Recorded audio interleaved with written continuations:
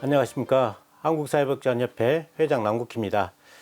사회복지관 언택트 합시다 두 번째 대담자이신 대전 월평종합사회복지관 관장님이시고 우리 한국사회복지관협회 10대, 11대 회장님이신 최주환 회장님을 만나 뵙고 있습니다. 그럼 다시 대담을 나눠보도록 하겠습니다. 이번 대담에는 월평종합사회복지관 관장님이 아니라 우리 한국사회복지관협회 회장님으로 계시면서 있었던 내용들을 질문해 보고자 합니다. 회장님께서는 생각하기에 우리 한국사회복지관협회 활동 중에서 가장 기억에 남는 내용이 있으시면 소개해 주시면 감사하겠습니다. 가장 기억에 남는 거라면 하나를 얘기하라고 할 것 같은데 그렇지는 못하고 여러 개가 있어요.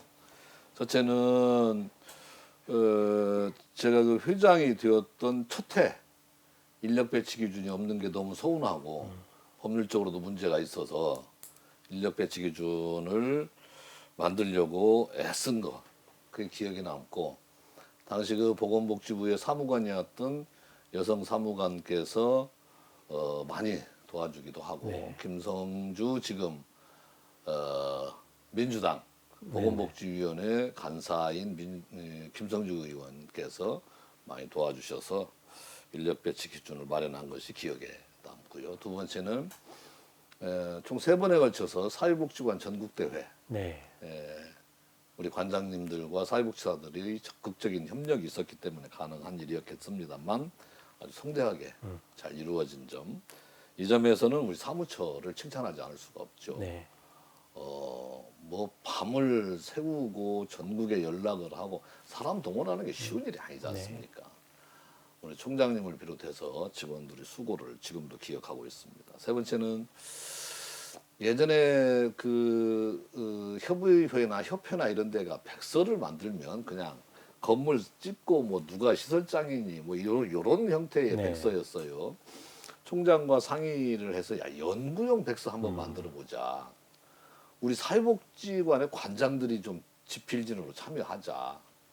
이렇게 해서 연구용 사회복지관 백서를 하나 만들어서 당시 호평을 좀 받은 적이 있습니다. 물론 제가 안을 내기는 했지만 기본적으로는 관장님들의 참여, 집필진으로, 그 다음에 그 모든 과정을 전체적으로 조율을 잘한 사무처 총장을 비롯한 사무처 직원들의 수고가 많았죠. 네 번째 특별히 기억 남는 것 중에 하나가 사회복지관에 대한 정체성에 대해서 늘 얘기거리가 많았어요. 저는 그거 너무 싫습니다. 사회복지관이 사회복지관이지 무슨 정체성이요. 그래 이제 그거를 불식시킬 수 있는 아이디어로 뭐가 있을까. 사회복지관의 프로그램이나 사회복지관의 존재 자체를 돈으로 한번 풀어보자. 경제적 가치가 어느 정도 되느냐. 이화여대 교수 2분을 선정을 해서 연구를 했는데 최소 3배. 이를테면 정부에서 10억을 지원하면 30억 정도의 아웃풋이 나온다. 이런 게 선생님들의 연구 결과로 나왔어요. 그 다음에 이것도 우리 총장이 아주 그 수고를 많이 한 일인데 한국사회복지시설단체 협의회라는 것을 만들어가지고 5년 동안 일 열심히 했죠. 국회에 가서 정책 토론회도 열심히 하고, 무엇을 이루었느냐, 이룬 게 많죠. 실제로 되어진 일들을 다 밝히기는 그렇습니다만 우리가 이렇게 움직이기 때문에 이루어진 각 직능단체의 성과들이 있어요. 그 5가지가 좀 기억에 남습니다. 사회복지관 인력 배치 기준이나 전국대회 등 이런 그 굵직한 성과들이 기억에 남으시다는 말씀이신데, 2대 동안 그 회장을 역임하시면서 6년 기간이지 않습니까? 그 6년 동안에 기쁜 일만 있었던 것은 아닌 것 같습니다. 그렇죠. 애로사항도 있었을 것 같은데, 애로사항은 어떤 점이 있었는지요? 가장 큰 애로사항은 재정적인 어려움이었어요. 협회가 가난해요, 우리 협회가. 그래서 요 프로그램을 보는 우리 관장님들은 내년에는 협회비를 조금 더 올렸으면 하는 생각이 듭니다. 그래야 이제 협회가 일도 하고 사무 공간도 조금 넓히고, 지금도 좀 넓혔는데도 불구하고 그래 이제 그 교육 공간도 좀 하나 있어야 되고, 근데 뭐 딸딸딸 떨어봐도 우선 그 사무처 돌아가는 것만 해도 힘드니까 그런 것이 가장 큰 어려움이었고, 두 번째 어려움은 뭐 같은 맥락이지만 처음에 올라가서 보니까 사무처 사무실이요. 제가 이제 그때 배가 이렇게 많이 나왔을 때인데 네. 이렇게 한 바퀴를 돌 수 없을 정도로 그렇게 좁아. 책상 그다음에 그 이쪽에 벽 너무 좁아. 네. 그래 지금 이제 옮기기는 했는데 지금도 좁아요. 뭔가 좀 중앙 그 협회로서의, 또는 아까 말씀드린 바 있지만 선도기관들이 모여 있는 협회로서의 기능을 하려면 교육 공간이 있어야 되거든요.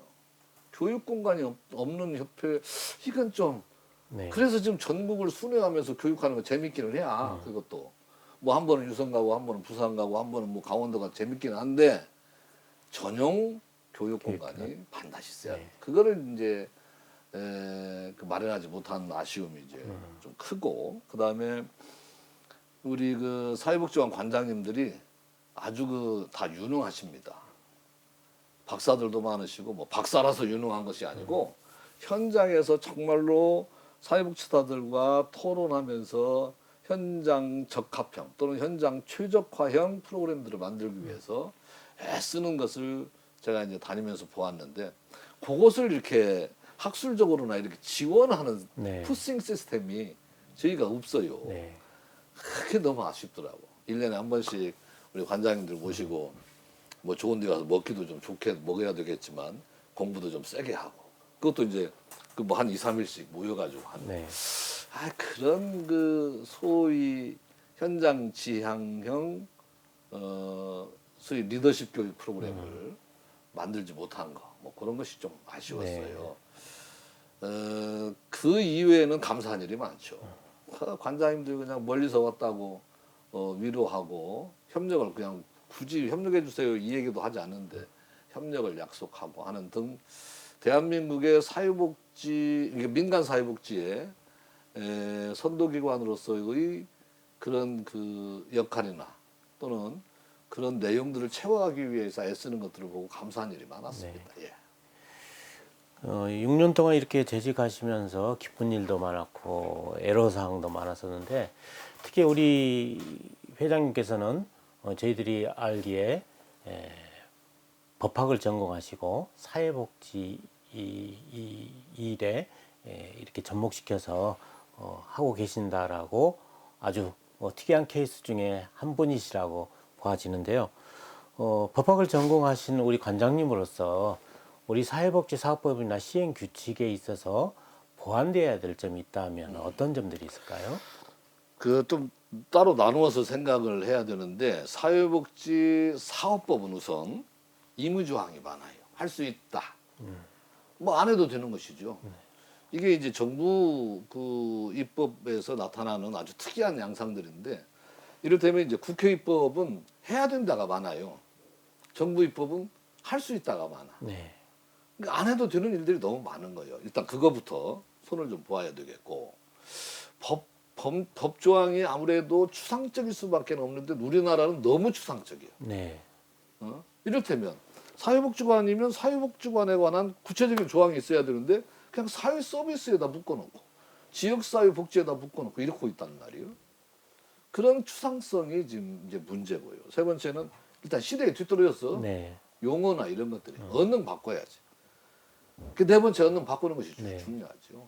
바꾸는 것들의 핵심은 사회복지사업법은 제가 보기에 이따가도 뭐 이 얘기가 나올 수도 있을 것 같습니다만, 이 사회복지관과 관련된 독립법이 없어요. 따라서 법을 따로 하나 만들자고 하면 어려워. 네. 네. 그러니까 사회복지사업법에 넣고 손을 보기는 해야 돼요. 그 점도 정부나 국회에서 헤아려 줄 수 있었으면 좋겠고. 우리 협회에서도 지금 사회복지사업법과 관련해서 개정을 추진하고 있습니다. 기존의 어떤 포괄적인 우리 3대 사업을 중심으로 명확한 내용을 정리하는 것도 있지만, 특히 민관 협력과 관련한 법을 명시하고 또 인력 기준을 시행규칙에 명시하는 것 또한 중요하다라고 보아지고 있습니다. 우리 회장님께서는 여기에 대해서 어떤 네. 좋은 의견이 있으시면 방향은 아주 잘 잡은 것 같아요. 뭐 제가 평가할 입장에 있지는 않습니다만 같이 참여하고 혹시라도 도울 일이 있으면 도와야 할 입장이라는 기본 전제를 깔고 지금 회장님께서 가지고 계신 개정 방향이나 또는 신설 방향이나 이런 것들은 뭐 너무 정확한 것입니다. 말씀하신 것처럼 우리가 지금 하고 있는 이 3대 기능 통영 3대 사업이라고 이렇게 네. 생각들 하는데 그렇지 않고 기능이거든. 이 3대 기능이 법률적으로 명시가 좀 되었으면 좋겠다. 인적 기준이 법률적으로 명시가 되었으면 좋겠다. 아니 법이 아니면 시행규칙이라도 명시되었으면 좋겠다. 또 민관 협력은 기본적인 전제이기 때문에 사회복지사업법에 명시되었으면 좋겠다. 이런 방향을 가지고 계신 것은 현장에서 오래 계셨기 때문에 네. 그런 방향을 가지고 계신 것으로 보고 요거는 저는 이제 이렇게 생각을 해요. 이게 법률 하나 만드는데 10년, 20년 걸려요. 네. 조항 개정하는 데는 3년, 5년 걸려요. 그러니까 우리가 이게 새로운 법을 입법하자는 거 아니니까 새로운 조항을 좀 만들고 요거를 좀 잘 묶어가지고 네. 도드라지게 좀 해야 되겠다는 거 아니겠습니까? 정부에서 반대할 겁니다. 네. 입법기관에서도 요거 있는 거 가지고 그냥 이리 맞추고 저리 맞추고 해서 가면 되지 않겠느냐 이 얘기를 할 것으로 보는데 우리들이 확실한 대안을 가지고 이를테면 뭐 빼도 박도 못하게 그 사회복지사업법 2조에 있는 거 34조의 5에 있는 거 묶어가지고 지역사회복지 조항으로 네. 장으로 네. 조항이 아니라 지역사회복지 조항으로 장으로 만들고 거기에 우리가 지금 원하는 것들을 넣을 수가 있어요.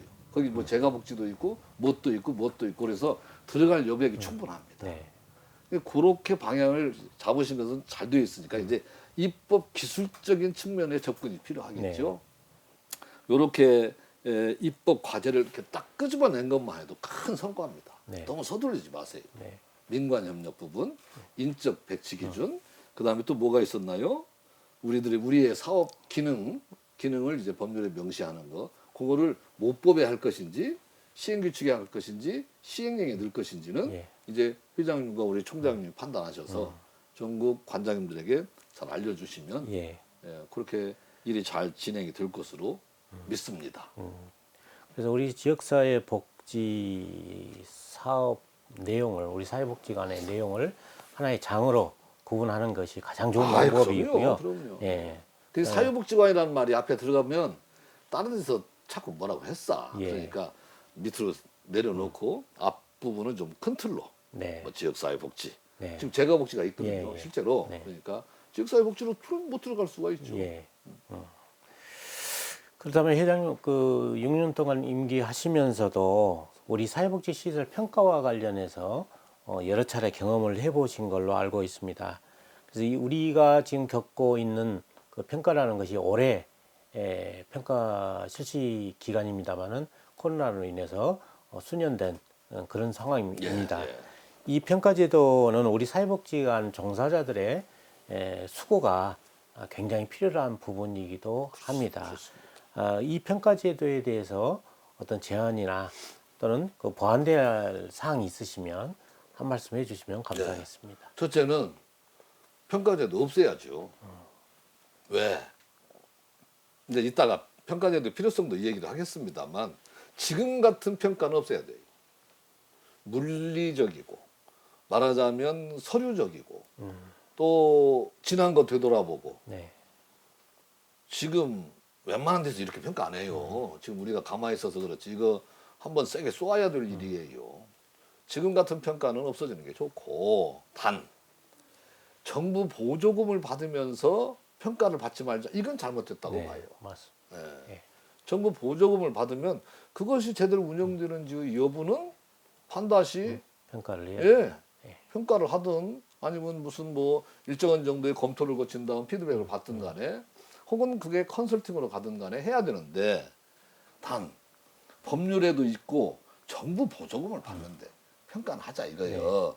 그러면 그것도 정성평가는 가서 뭐 언제 그거 다 조사하고 또 뭐 인터뷰하고 그럴 수가 있겠어요. 정량 평가를 하자 이거예요. 그러면 영구 임대 아파트 영역, 네. 대도시 영역, 중소도시 영역, 특수지역 네. 뭐 이런 식으로 나눠서 평가를 하고 거기에 뭐 굳이 우선순위를 둔다면 그런 쪽에다 우선순위를 나누어서 주면 얼마나 좋겠어요. 네. 조금만 생각하면 답이 다 있는데 귀찮으니까 안 하는 거예요. 평가합시다. 네. 평가하는데 요 평가가 우리들에게 뭔가 뿌듯함이 있어야 되지 않겠어요? 뭐 배움이 있어야 되지 않겠어요? 뭔가 기쁨이 있어야 되지 않겠어요?